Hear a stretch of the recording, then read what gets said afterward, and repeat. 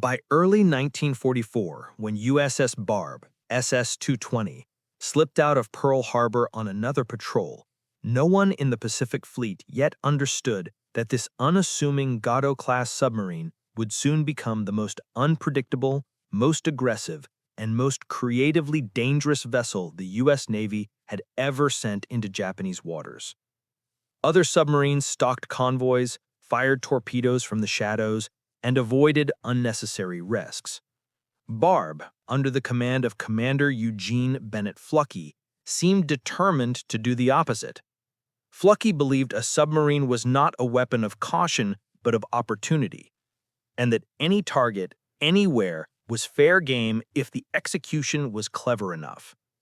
His patrol reports became infamous not just for the number of ships sunk, but for the sheer audacity of the tactics employed.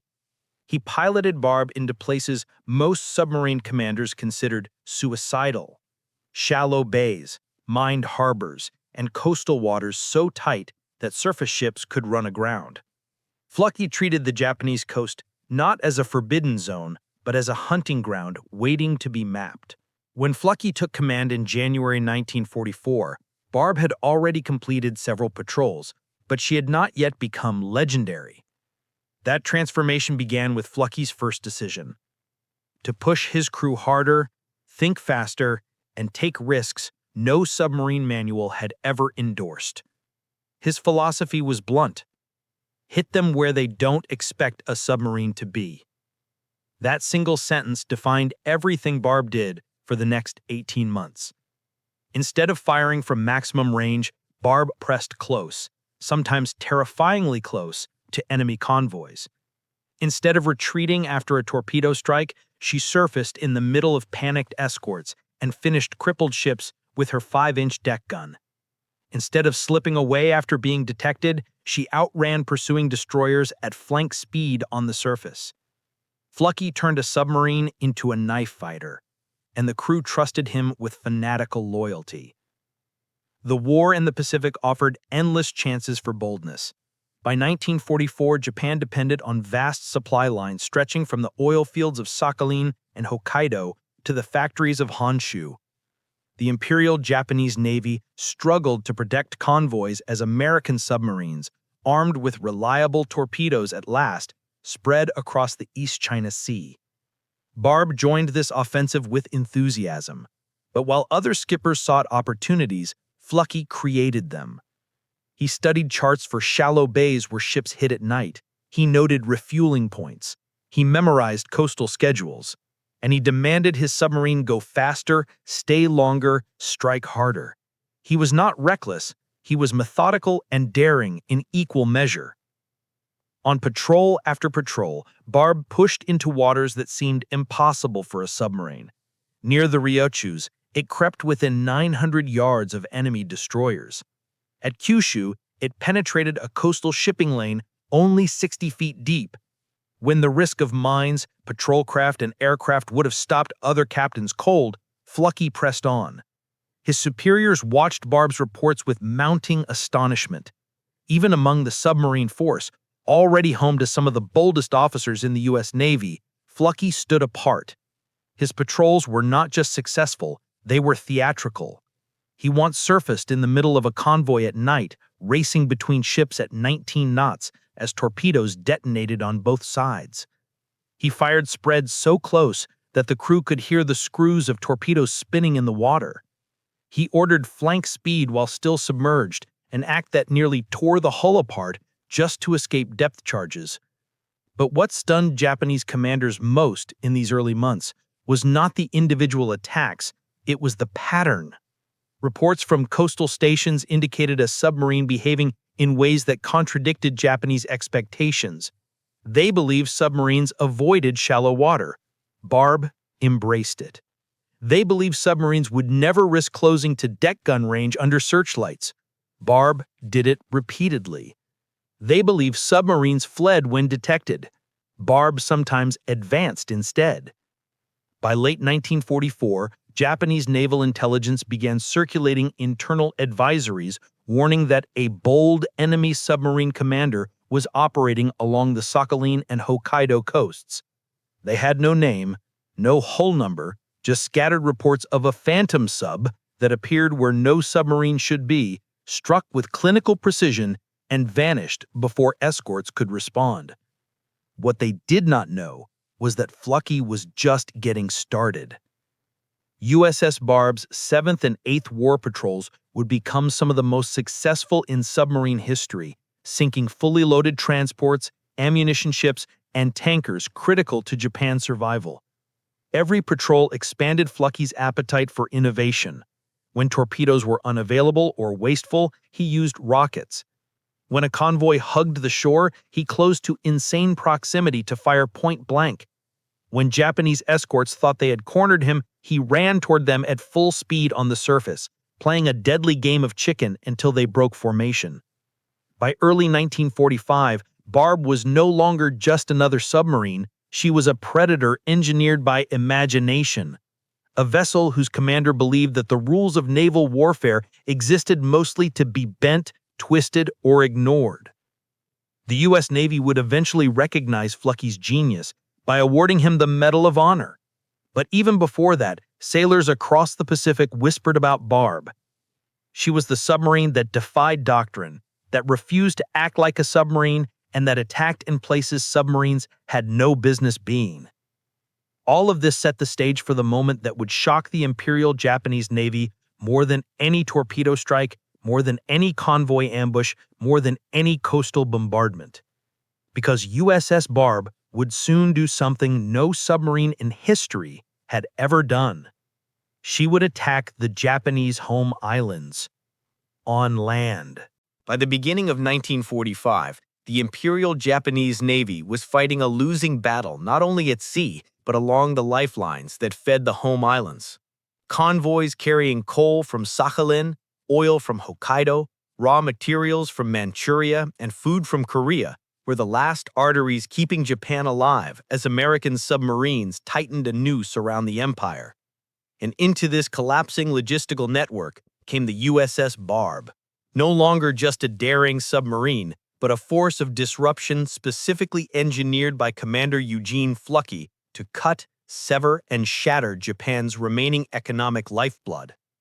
The East China Sea, once considered a relatively safe operating area for Japanese merchant shipping, grew deadly the moment Barb entered it. Flucky treated every convoy report not as a defensive challenge, but as an opportunity to test the outer limits of submarine warfare. His approach was simple and terrifyingly effective. Close distance fast, fire torpedoes from impossibly short ranges, surface amid chaos, and finish whatever remained afloat with gunnery or demolition charges. The Japanese convoy system, already strained by shortages of escort ships and fuel, could not withstand this kind of pressure. During Barb's 7th War Patrol, Flucky executed one of the most brilliant attacks of the entire submarine campaign. On the night of 23 January 1945, Barb infiltrated a heavily protected convoy inside Nam Quan Harbor, a place most submarine commanders considered untouchable due to shallow depths and patrol boats. Flucky drove Barb into the harbor at flank speed, weaving through minefields, and came within 3,000 yards of shore before launching a perfectly placed spread of torpedoes. The results were catastrophic for Japan. Several transports and tankers erupted in flames, bursting into pillars of fire that illuminated the coastline like a burning skyline. Japanese escorts tried to pursue, but the harbor was too chaotic, too shallow, and too filled with their own wreckage to mount an organized defense. Flucky then fled at 20.5 knots, setting a submerged speed record for the Gato class, a speed so high the submarine nearly shook itself apart. It was a miracle escape, and it became the centerpiece of the action for which Flucky later received the Medal of Honor. What truly stunned Japanese commanders was not just the destruction itself, but how Barb made her attacks unpredictable. One day she was hunting deep-sea convoys, the next she was firing her deck gun at shore facilities, the next she was stalking small fishing junks used as picket boats. The Japanese tried to adjust, but their defensive networks were overstretched. With aircraft grounded by fuel shortages and destroyers tied to critical escort duties, they had little left to counter a submarine commander willing to take such colossal risks. Among Barb's many kills during this period was the Unkaimaru No. 3, a large ammunition ship whose destruction sent a shock wave of fire into the sky on 8 January 1945. The explosion was visible for miles along the Chinese coast. When reports reached Tokyo Naval Headquarters, officers struggled to understand how an American submarine had penetrated a convoy screen, executed a high-speed surface withdrawal, and escaped multiple depth charge barrages. Barb was beginning to achieve something rare: psychological dominance.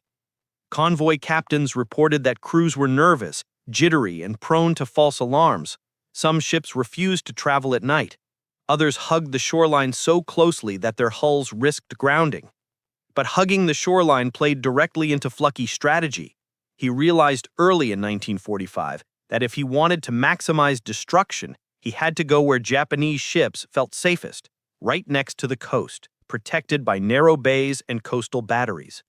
Most submarine commanders avoided these areas because they offered no room to dive or maneuver.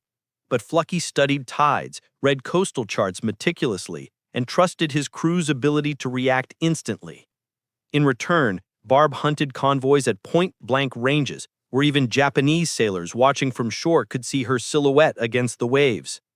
By the spring of 1945, Barb's reputation had grown so large that Japanese intelligence circulated warnings of an exceptionally aggressive Allied submarine operating between Hokkaido, Sakhalin, and the Northern Sea of Japan. They believed it might even be a special experimental vessel because no ordinary submarine commander would dare approach the home island so closely. Yet the truth was simpler. The Japanese were facing a commander who understood that the best way to break an enemy's will was to destroy not just ships, but confidence.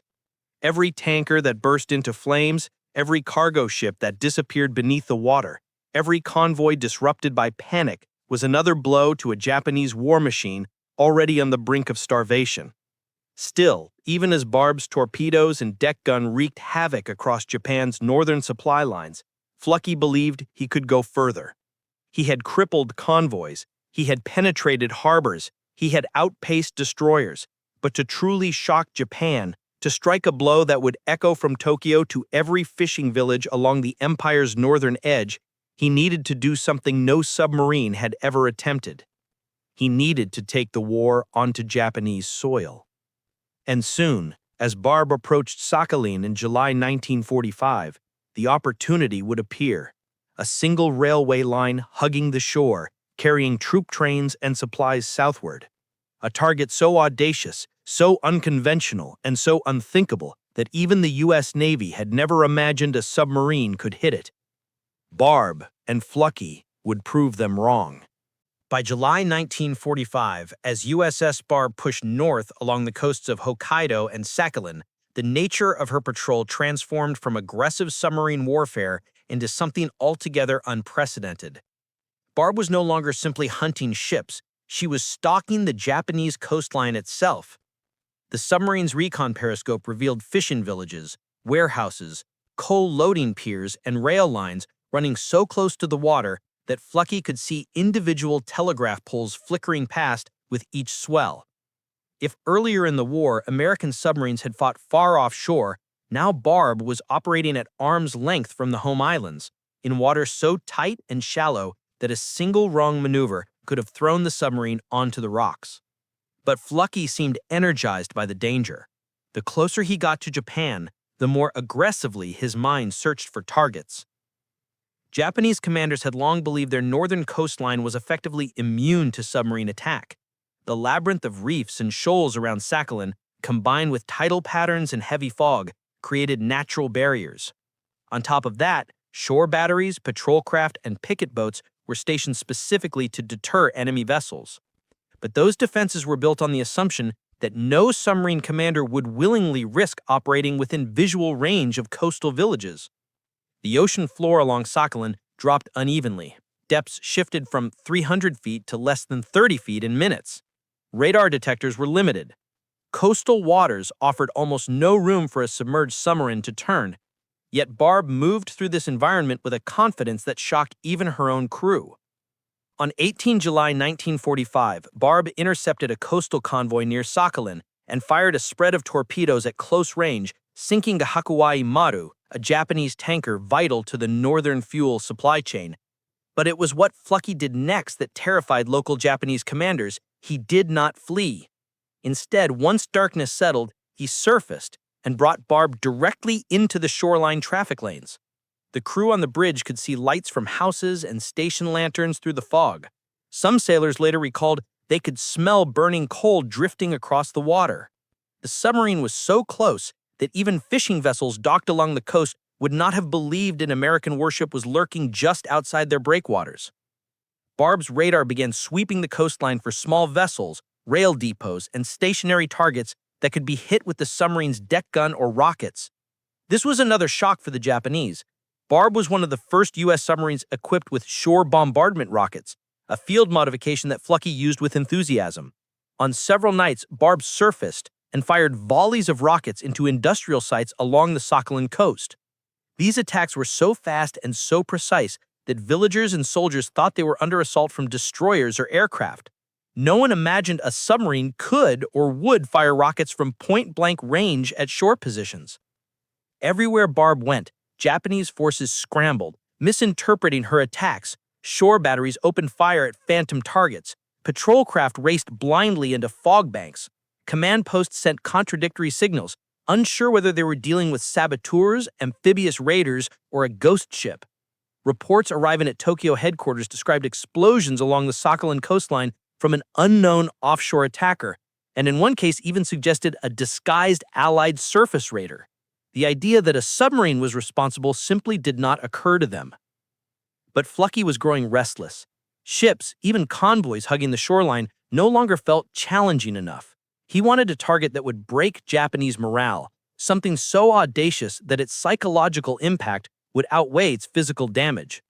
As Barb prowled the waters west of Sakhalin, he and his officers scanned coastal charts in the control room, their red-lit eyes following the curves of a thin black line, the Japanese Coastal Railway, a lifeline used to move troops south from Sakhalin into Hokkaido. From the periscope, the line was unmistakable. It ran within yards of the water, close enough that a determined swimmer could reach it. Freight trains carrying soldiers and ammunition clattered down that track every night. It was, in Flucky's mind, a target tailor-made for a new kind of submarine warfare, one that didn't just sink ships, but physically struck Japanese soil. Ideas that would never have survived in any other submarine found fertile ground aboard Barb. Flucky's officers, emboldened by months of successful risk-taking, realized this was more than a fantasy. A landing was possible, a demolition charge could be placed, a train could be destroyed, and the submarine could escape before Japanese forces even knew what had happened. As Barb cruised at periscope depth just offshore, watching the sparks from locomotive wheels blink in the night like fireflies, the plan crystallized. Flucky turned to his executive officer and said the words that would enter submarine legend, "We're going ashore." The XO stared at him. "Sir, ashore? With a submarine?" Flucky smiled. "Why not? We've done everything else." Preparations began immediately. Volunteers were chosen, 8 men, agile, quiet, and unafraid of crawling across a beach patrolled by Japanese soldiers. A demolition design was drawn up using a micro-timed switch, one that would allow the saboteurs to lay explosives under the rail line and withdraw safely before the next train arrived. The crew trained with flashlights covered in blue filters to mimic starlight. They practiced the approach, the crawl, the placement, the retreat. Every minute Barb stayed near the coastline increased the risk of detection, but Flucky stayed. He wanted the perfect moment, low tide, darkness, and a train schedule timed so that the explosion would have maximum effect. The Japanese had no idea a submarine was orchestrating an attack that would hit them not from the sea, but from the land itself. And within days, Barb would cross the boundary separating naval warfare from sabotage, making history as the only U.S. submarine in World War II to launch a ground attack on the Japanese home islands.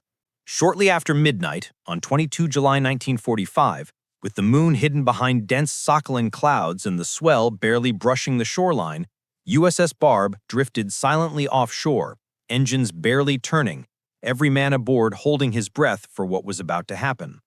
They were not preparing for a torpedo attack, nor a surface ambush, nor a rocket strike. This time, Barb was about to launch a mission no submarine in the history of naval warfare had ever attempted, a ground assault on Japan itself. 8 hand-picked sailors, later immortalized as the Barb Demolition Squad, prepared to go ashore. None of them were Marines. None were trained commandos. There were torpedo men, electricians, radio men, machinist mates, ordinary submarine crewmen transformed by months under Flucky into men ready to crawl onto enemy soil with nothing but knives, pliers, and explosives. Their objective was simple in theory, but dangerous in execution. Sabotage the coastal railway between Kashiho and Kotani, a crucial line used to shuttle troops and supplies from Sakhalin toward the home islands. The track ran only a few dozen yards from the water, protected by patrols and watchtowers. A misstep meant capture or execution. The Japanese believed this coastline was secure. They believed the surf itself was their shield. What they did not know was that Barb stood only a few hundred yards offshore, black against the nighttime swell, with engines cut to silence. Commander Eugene Flucky supervised from the bridge, scanning the coastline with binoculars wrapped in canvas to prevent accidental reflections. He had created the plan, refined it, and rehearsed it, yet he refused to lead the landing himself. "I'm the captain. My job is to bring them home." Instead, he placed Lieutenant J.G. William Walker in charge of the shore party, along with 7 enlisted men: Paul Saunders, Bill Hatfield, Harold Augerson, Francis Sevai, Lawrence Newland, Lloyd Lacey, and Edward Knapp. These were sailors who had volunteered without hesitation, some reportedly stepping forward before Flucky finished asking the question. The surf was gentle but unpredictable. Waves could drag a man sideways into the rocks or push him into the open where a guard might see him. The 8 saboteurs waited at Barb's forward torpedo hatch as the crew inflated a small rubber boat. They wore blackened uniforms. Their boots were wrapped in cloth to muffle sound. Their demolition kit, placed carefully inside a watertight container, held a micro-timed switch, explosive blocks, and a pressure-sensitive trigger designed by Flucky himself to ensure the bomb detonated only when a train passed overhead. At 1:30 a.m., they pushed off.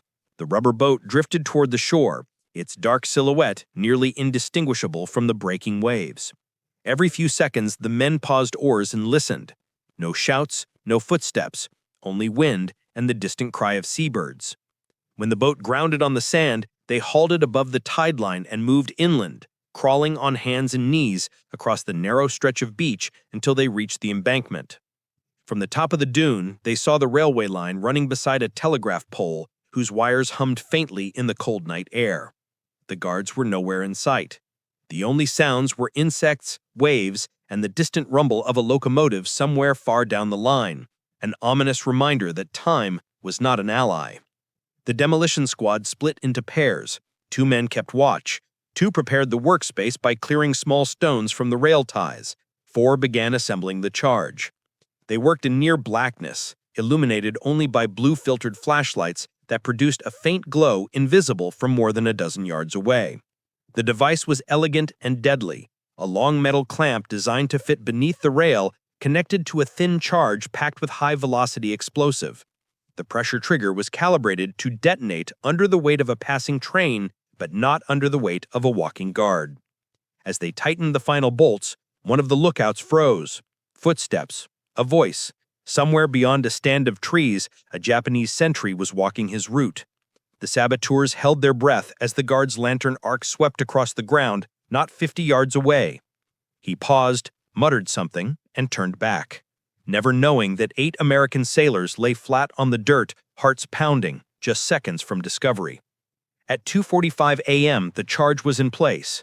The men double-checked the clamp, buried the leads, and smoothed the soil.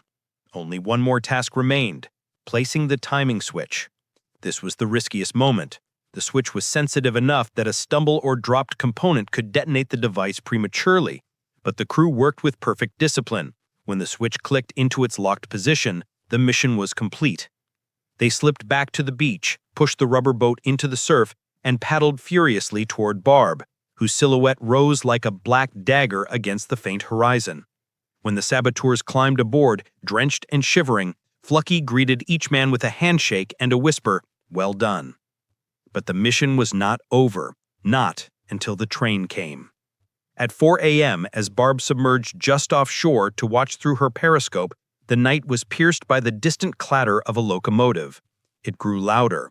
The rails vibrated. The reflection of a headlamp streaked across the water. When the troop train reached the sabotage point, the pressure trigger crushed inward. The explosion that followed lit the coastline like lightning. A fireball erupted upward, sending debris and rail fragments skyward. The locomotive buckled, cars stacked on top of each other like crumpled tin, and the shockwave rolled across the water toward Barb.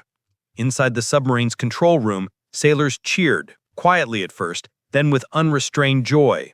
They had done what no submarine in the history of naval warfare had ever attempted: a ground assault on Japan itself.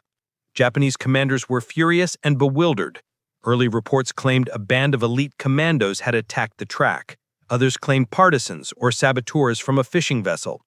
Not one Japanese intelligence officer suspected that an American submarine had put 8 men ashore in the dead of night. For Barb, the mission was complete, but her legend had just begun. When the sun rose over Sakhalin on the morning of 22 July 1945, Japanese soldiers and local railway workers stood in stunned silence before a scene that seemed to defy logic. A 16-car military train, troop cars, ammunition wagons, supply coaches, lay splintered across the tracks like a child's toy smashed against the wall. The locomotive had been hurled sideways off the embankment. Steel rails had twisted upward like boiled wire. Timber sleepers had been blown into the trees. No one could understand how an explosion of such power had occurred with no warning and no sighting of enemy forces. Within hours, military police issued competing theories. Some officers blamed anti-Japanese partisans. Others insisted it had to be a suicide attack by infiltrators from the Soviet border. One regional commander even argued that a Japanese munitions wagon must have detonated accidentally. The idea that a U.S. submarine had landed 8 men on their own coastline and destroyed a railway line was so far outside their expectations that it did not even appear in early reports. And Tokyo Naval Headquarters, when briefed that the explosion had occurred less than 100 yards from the ocean, dismissed any maritime involvement entirely. As one senior officer wrote, "No submarine could get that close." But while Japanese authorities argued in circles, USS Barb was already gone. Commander Eugene Fluckey had no intention of lingering near Sakhalin after the blast. The moment the plume of fire erupted inland, Barb turned south at full power, slicing through the dark waters of the Sea of Okhotsk, engines roaring at a pace usually reserved for emergency maneuvers. Her wake glowed silver beneath the early dawn as she put distance between herself and the coastline she had just violated so spectacularly. Within hours, she was beyond the range of Japanese patrol craft. Within a day, she was clear of any threat. By the time confused Japanese investigators began probing the blast crater, Barb was hundreds of miles away, safely submerged, her crew still celebrating the impossible. Life aboard the submarine following the operation carried a kind of electric disbelief. Sailors who had spent the night wiring explosives now sat in the mess drinking coffee, recounting how close a sentry's lantern had come to exposing them. Torpedo men who had fired rockets at coastal facilities days earlier now listened to the demolition squad describe the feel of Japanese soil beneath their palms as they crawled toward the tracks. Men who had sunk convoys and outsmarted destroyers now joked that they had become the first submarine infantry. Fluckey, always modest, downplayed the mission in his report. He called it a small demolition operation. But no one in the Pacific Fleet was fooled. When Barb returned to Midway and later to Pearl Harbor, the base erupted in applause. Officers from other submarines shook hands with the saboteurs as though greeting war heroes. Staff from Submarine Force Pacific, ComSubPac, read the patrol log twice to ensure they had not misunderstood. A submarine putting a landing party ashore on Japanese territory sounded like fiction, not official naval history. Yet the evidence was unambiguous. Barb's 8th Patrol became one of the most decorated in the entire war. Her battle flag, already marked with icons representing sunken ships, received a new emblem no other submarine in the world carried: a railway track with an exploding locomotive. It remains one of the most iconic submarine insignias in U.S. Navy history. Meanwhile, the psychological fallout on the Japanese side was enormous. The Japanese Navy had spent years assuring coastal communities that their shorelines were secure. They believed submarines attacked ships, not infrastructure, that the home islands were protected by geography, that shallow bays, fog, and minefields created a natural wall. Barb shattered that illusion in one night. Reports of the explosion triggered panic in regional commands. Patrols were doubled. Coastal radars were put on high alert. Thousands of soldiers were reassigned to guard rail lines, bridges, and ports. But none of it mattered. The war was weeks from ending, and even if Japan had acted sooner, they never could have predicted, prepared for, or countered a submarine commander willing to do the unthinkable. As the empire collapsed in August 1945, Japanese officers conducting final strategic analyses noted a single unnerving trend. U.S. forces were striking not just fleets and factories, but morale itself. Barb's raid was listed quietly, almost grudgingly, as evidence that the Americans had achieved complete operational freedom around the home islands. That phrase, once unthinkable, summed up Japan's strategic nightmare. For the men of Barb, however, the meaning was more personal. They had survived depth charges, storms, convoy battles, harbors sown with mines. They had sunk ships, eluded destroyers, and outrun torpedoes. And in the final days of the war, they had done something no submarine crew had done before or since. They had taken the war to Japan's soil, come ashore, struck hard, and vanished like ghosts. Flucky's Medal of Honor citation would praise his daring at Nanquan Harbor, but among submariners, his greatest legacy would always be the Suckling Raid. It proved that imagination was a weapon, audacity a strategy, and that one submarine, commanded by one man who refused to fight conventionally, could terrify an entire navy. USS Barb ended the war as one of the most successful and most fearsome submarines in U.S. naval history, but her crew carried a simpler memory: a dark shoreline, a ticking charge, the distant rumble of a train, and the thunderous explosion that confirmed they had done the impossible.